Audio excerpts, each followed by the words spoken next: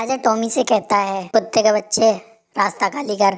अगर तू मेरे रास्ते में आया ना तो अभी तुझे दंड मिलेगा। टॉमी कहता है, मैंने तुम्हारा रास्ता कहाँ घेरा है, तुम ही तो मेरे रास्ते में आए हो, मैं बिल्कुल भी नहीं हटूंगा। टॉमी वहां से बिल्कुल नहीं हटता है। तभी वहां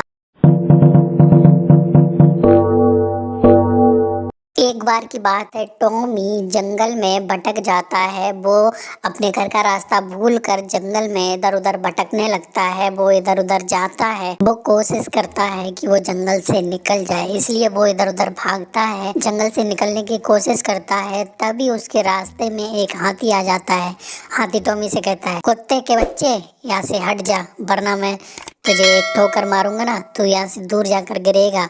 तो टॉमी कहता है, मैं क्यों हटूं, मैं पहले रास्ते में आया था, तुम रास्ते से हटो ना। हाथी उसकी इतनी अकड़ देखकर उसके एक लात मारता है तो टॉमी बहुत दूर जाकर गिरता है। और टॉमी कहता है, हे भगवान, इतनी ज्यादा बेइज्जती तो नहीं करनी चाहिए थी। मैं भले ही एक छोटा जानवर हूँ, लेकिन हाथी को भी सोचना चाहिए, इतनी बेइज्जती नहीं करना चाहिए। हाथी उसके ऊपर हंसता है, लेकिन टॉमी चुपचाप वहीं पड़ा रहता है। फिर वो उठता है और जंगल से निकलने के लिए आगे बढ़ता है। तो रास्ते में उसे जंगल का राजा मिलता है। राजा टॉमी से कहता है, कुत्ते के बच्चे रास्ता खाली कर। अगर तू मेरे रास्ते में आया ना तो अभी तुझे दंड मिलेगा। टॉमी कहता है, मैंने तुम्हारा रास्ता कहाँ घेरा है, तुम ही तो मेरे रास्ते में आए हो, मैं बिल्कुल भी नहीं हटूंगा। टॉमी वहां से बिल्कुल नहीं हटता है। तभी वहां पर एक कौवी आ जाती है। वो कहती है, महाराज आप चिंता मत करिए, मैं इस कुत्ते को समझा देती हूँ, ये जंगल में नया है, इसीलिए आपकी बात नहीं सुन रहा है, मैं इसे समझाऊंगा तो ये अच्छे से समझ जाएगा। तो महाराज कहते हैं, ठीक है, इसे अच्छे से समझा देना और जंगल के सारे नियम कायदे बता देना। उसके बाद कौवी टॉमी से कहती है, तुम पागल हो क्या, वो हमारे जंगल के महाराज हैं, उनसे पंगा लेने की हिम्मत भी मत करना, वरना वो तुम्हें बहुत ज़्यादा दंड देंगे।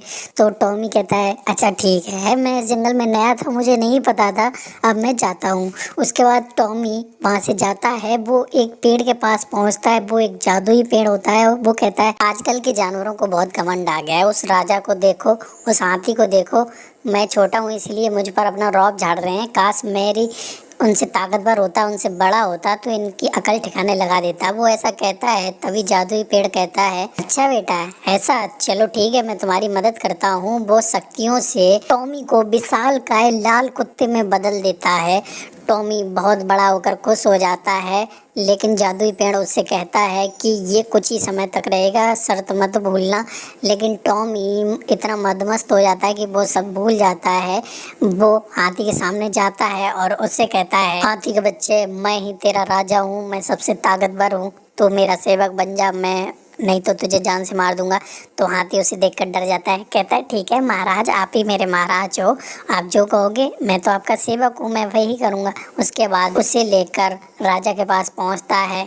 तो टॉमी उसे भी धमकाता है और कहता है कि राजा के बच्चे, अब से मैं इस जंगल का राजा हूँ, तो कोई भी राजा नहीं है। और उसके बाद वो उसे भी अपना सेवक बना लेता है। उसके बाद वो लोग चलते चलते एक जगह जाते हैं। वहाँ पर टॉमी की जादुई शक्तियाँ खत्म हो जाती हैं और वो छोटा बन जाता है। जब राजा को और हाथी को यह बात पता चलती है तो वो उसे बहुत पीट और टॉमी को बहुत बेइज्जत करते हैं और उससे कहते हैं, हम लोगों की नज़रों से दूर हो जा, वरना हम तुझे जान से मार डालेंगे। फिर राजा और हाथी उसे ऐसा धमकाते हैं। उसके बाद टॉमी बेइज्जत होकर वहाँ से चला जाता है। इस कहानी से हमें सीख मिलती है कि हमें कभी भी अपनी औकात नहीं बोलनी चाहिए, हमेशा औकात में ही रहना चाहिए।